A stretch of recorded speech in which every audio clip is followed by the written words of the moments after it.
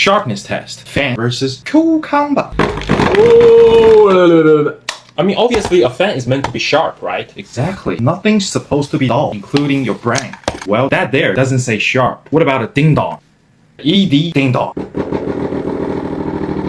You're massaging it, okay. Shit, it might stiffen up, never knows. I mean, how are you gonna sharpen that thing? It's not too bad, to be honest, for a thin plastic like this. We've got something to work with. This is the savior. 20 degrees.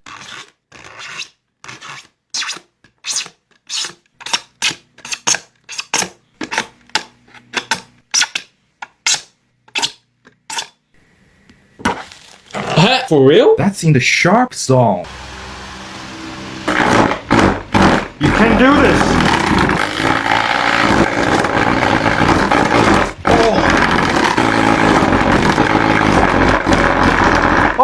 Oh my god, bro.